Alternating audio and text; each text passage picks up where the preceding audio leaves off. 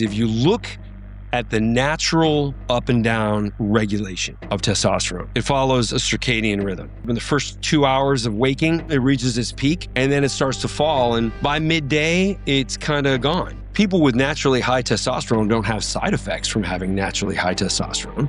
But if you inject high testosterone, you get side effects. So you need something that metabolizes within 2 or 3 hours and is done. My latest project is actually something I've been working on for a couple years. Fast-acting testosterone. My latest project is actually something I've been working on for a couple years. Fast-acting testosterone. So the point of people like, fast-acting, whatever that means. What I don't think anybody really realizes is if you look at the natural up and down regulation of testosterone, it follows a circadian rhythm. You wake up, your testosterone goes up in the first 2 hours of waking, it reaches its peak, and then it starts to fall. And by midday, it's kind of gone. Or it's just much lower than it was. So when looking at that, it's like, okay, people with naturally high testosterone don't have side effects from having naturally high testosterone. But if you inject high testosterone, oh yeah, you get side effects. So, I'm looking just years ago. I was like, well, why? Like, testosterone is interesting because, like, when people say, well, I use bioidentical testosterone, like they're smarter than everybody else. It's like, dude, if it's testosterone, it's bioidentical. All of it's bioidentical. Bioidentical just means it's not some Frankenstein chemical that some pharmaceutical company came up with. For example, progesterone is a hormone that naturally occurs in the body. And nobody can put a patent on progesterone. But there, for about 15 years, there was a huge run on birth control pills that are made out of progestin, not progesterone. So it's a synthetic molecule that was created by these pharmaceutical companies that imitates progesterone. So, as in not bioidentical. The problem is when these women would take this version of birth control, typically their progesterone would never recover. So maybe this Frankenstein version of the hormone was a bad idea because it seems to not function like the actual hormone that would be in the body. Right. So when it comes to testosterone, the therapy is just the actual molecule that happens in the body. And there's just no difference. So that's a good thing. But it has to be introduced and discharged or dissipated in that same window. That was my theory. Because I was like, maybe the whole reason we have all these side effects from, whether it's like side effects from TRT or side effects from a full-blown steroid cycle. Where do the side effects come from? Is it just having testosterone? Is it having testosterone at a certain level? Or is it having testosterone high at nighttime when it's never supposed to be high? So I was like, okay. I started running experiments with fast-acting testosterone. So I would get unesterified testosterone just suspended in water. The problem with that is it crystallizes. So it feels like you're injecting shards of broken glass. And I had to do this every day. So, I mean, it was like I could hardly train. It was so painful. But my side effect, my hematocrit normalized, my blood pressure normalized, my estradiol, like everything went to normal. And I was gaining muscle faster than I ever had since being on TRT.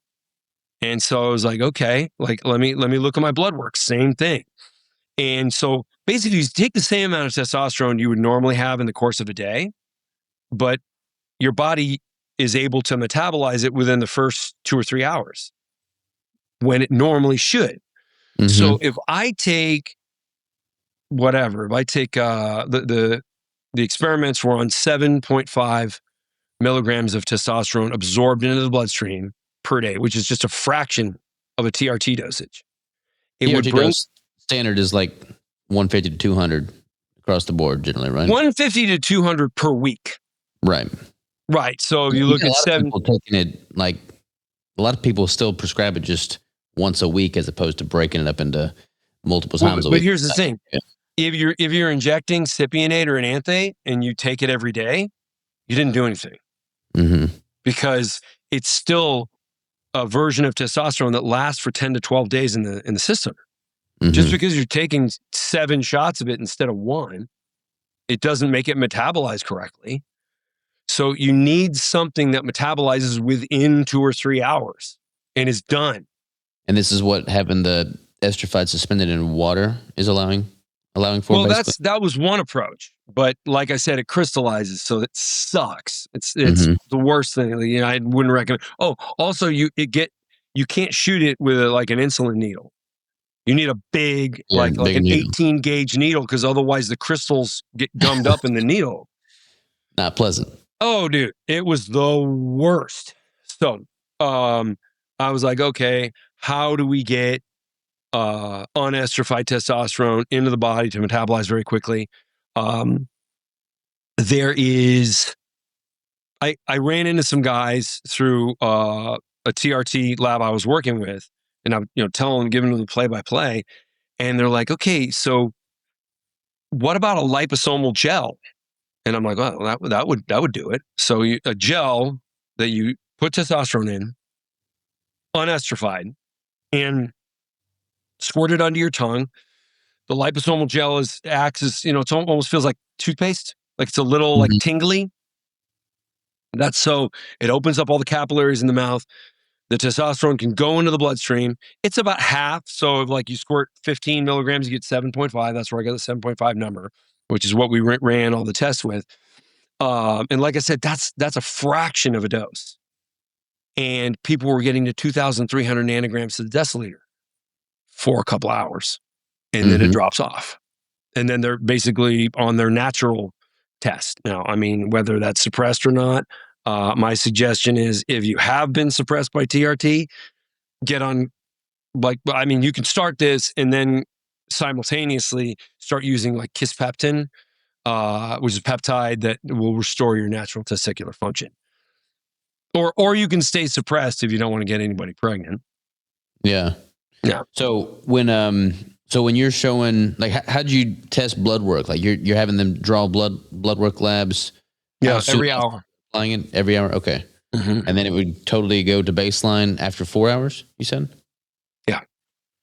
That's quite crazy, man. And Yeah. is this something that you would want, I guess, with it clearing your system, there would be no need to cycle off of it per se, right? No. Basically, if from a like a steroid user's perspective, I would tell them, think about it this way.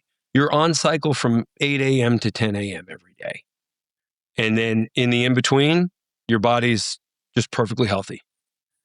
Because it's the testosterone is not there long enough to cause anything. Like my SHBG is 8.9. Normal is 40. So my SHBG has actually been drawn down. Now, I think a lot of that has to do with my training. Yeah. Because there's a lot of active receptor sites in my musculature. But the fact that SHBG never goes up means I'm always primed to grow a lot of muscle. There's a problem with TRT guys is their SHBG gets to like 150 and it's like, okay, well, that just Mine's always means been high. I've always had pretty low testosterone and pretty high sex hormone binding globulin. And I think for me, it's largely genetic and sleep and then stress with the business because I've got all the other environmental factors dialed in pretty close as far as I could tell. But I've always would you say stress also maybe because you're always really lean? I'm not always really lean though. I mean, like I'm not lean right now. I'm about 15%, which is where I typically hang out in the off season. And I'll only compete every 3-4 years. So when I'm stressed, like when I'm competing, yeah, it's crazy low. My total testosterone, like when you saw me last, when I was competing, my total testosterone was 87. 87. Fuck. Yeah. You But like you normally, looked like a skinned cadaver, man. yeah. But It was normally like I'm like 500 to 700 or so total testosterone. And then, but my sex hormone binding globulin's always high. I just got labs drawn. I think it was like, shoot, I don't remember. 60, I want to say. So my free test was like 58, if I remember correctly. PG, ML, I believe. but it's like I've never had super high numbers.